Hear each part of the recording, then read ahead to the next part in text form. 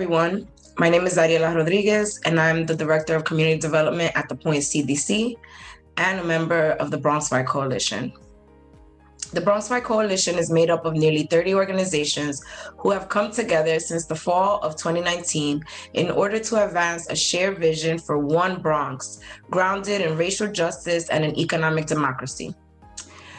We have been hosting candidate forums across the Bronx in all city council districts, recently hosted a forum for the Bronx Borough President race, and are also engaging citywide seats.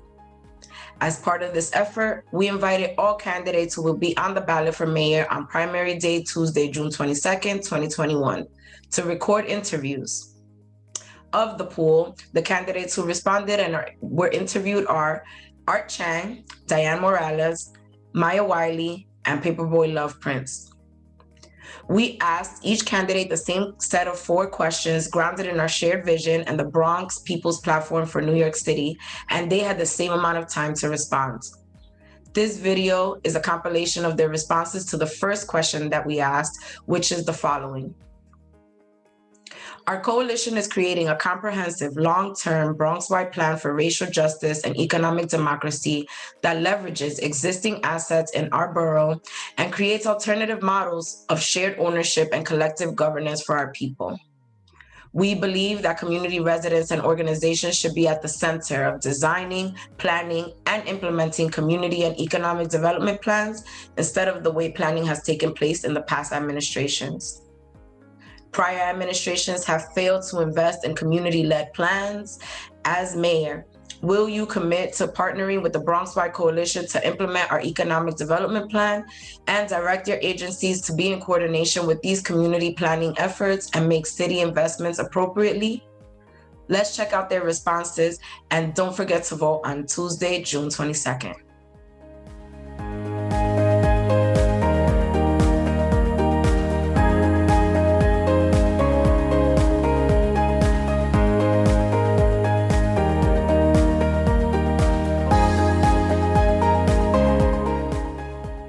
As mayor, I will be delighted to partner with community-based organizations to do this across the city. One of the great failures of the city government has been the lack of a citywide planning process that is community-based and includes all stakeholders. So I'm calling for, in my administration, my plan is to have a comprehensive citywide planning conversation to look at all the different aspects of what we need to do as a city to create new low-income housing, to expand arts districts, to create opportunity for people to be able to have an equitable school system that meets every student where they are. I also want to create universal childcare because we have childcare deserts around the city. And we also need to completely revitalize our food distribution system because we have grocery and food deserts as well in our city, and the South Bronx is part of that. And then finally, we need to actually meet every group where they are, using the channels of communication they prefer and in the languages that can lead to full communication. I am calling for a complete revision to the city's ULURP process because it is an outmoded process that doesn't really allow for a true collaboration between communities and the city government, and notably the mayor's office. So I believe we can actually get to a far, far better place using contemporary tools of technology, but also bringing the mayor's office closer to where people are. So as an example, and as this powerful symbol, as mayor, I commit to bringing myself and my cabinet for 1 week a month for my first year to communities around the city so that we have an open conversation. I also have on my website, anyone can book Zoom open office hours to converse with me directly, because that's the kind of interaction and openness that the new mayor needs to have. So, it sounds to me like what the coalition is proposing is 100% in alignment with how I have centered and created my platform. I believe that we've got to put our communities first, particularly our Black and Brown communities who have been targeted, who have been disenfranchised and marginalized by predatory development and citywide disinvestment. We've got to put those communities actually in the driver's seat moving forward. So as mayor, I am committed to partnering with the coalition to, do a lot of the things that I'm already talking about doing as part of my platform, pushing for a comprehensive citywide planning model that really integrates and prioritizes community needs and community voice in the process, making sure that the communities not just have a seat at the table, but are the ones that are really leading, and balancing that with sort of the citywide landscape in terms of the allocation and the distribution of resources so that we're prioritizing our communities. Really radically transforming the Euler process, making sure that we're creating a fair share frame and ensuring that equity goals for all projects, and making sure that marginalized communities are really, again, centered and prioritized in that process. That's also going to include requiring racial impact studies for all rezonings, and making sure that we have real data around how those rezonings are going to affect not just gentrification and displacement, but also the environment, particularly in our communities, and making sure that we prohibit the city. I'm going to make sure that the city is actually prioritizing any city-owned land for community and for community development, for affordable housing, for social housing purposes, that we're also upzoning high-income communities so that we're in fact really creating affordable housing everywhere.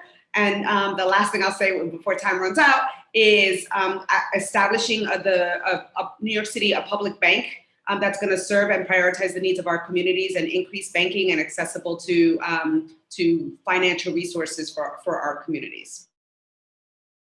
When I founded the Center for Social Inclusion, it was because both as a lawyer and advocate, I recognized that we had to partner with our people who are impacted by the problems, because so much innovation and solution has to be ground up, and we have to see people who are impacted as the experts. And I've done that throughout my career, and even as a candidate, we had people's assemblies, where people did not have to support me as a candidate to come and actually shape our platform. And our platform has been shaped by the participation of people in this process. And I'm really proud and grateful for that, because it made our platform stronger. So absolutely, we will partner. We will work together. In fact, I'm going to bring this People's Assembly model into government. It's something I also did when I ran the School Diversity Advisory Group, which had all the stakeholders at the table, but where we went to every single borough. And instead of just having a traditional hearing process, we actually had people set up at tables and work through questions together and bring feedback, and created an open channel. So I know government can do it better. I know that it is incredibly important that we take the innovation and the community organizing that happens in impacted communities too long ignored by government and disinvested in order to transform what I call structural racism. And that's the opportunity we have. It will make our government smarter and more impactful, but it does require partnership. And I want to point out one thing that I've already created in my platform along these lines, which is a participatory justice fund, where I'm going to take already just in my current program, $1 billion out of the New York City Police Department for community investments, but that includes an $18 million participatory justice fund that gives the community the opportunity to direct resources the way community wants to in communities hard hit by violence, so that we can have ground up solutions. Thank you. Yeah, for me, working with the community is super important. As we've seen from our current representatives, their focus is doing things to the community instead of doing things with the community. So for me, my chief focus is to work with the community. The best way to do that is to meet folks where they are. That means the bodegas, that means the schools, that means our playgrounds, basketball courts, that means the internet as well. And for so long, we've seen that the traditional politicians that are in place aren't capable of actually connecting with the community in a real way. They think that because they put something up on their Facebook page, they think because they send out an email to their email list, that's working with the community. It's not. The only time we see them in our community is when they're campaigning for office. with a lot of them we never even heard of until they are campaigning for office. So as far as me with working the community, our vision for that is creating an app where community members have the opportunity to vote on the initiatives that they want to do. And this includes community organizations as well, for us to be able to better highlight the community organizations that are consistently doing this work and have the support of their local communities, and then being able to work with them on a consistent basis, right? A lot of times what happens is these politicians will pick out one person from a group, they'll single them out and tell them a couple things, but they won't actually do the work. They won't actually, the rest of the community isn't even in on that conversation, that meeting that's being had, right? So we need more transparency, more openness. We need to have more of these meetings being done with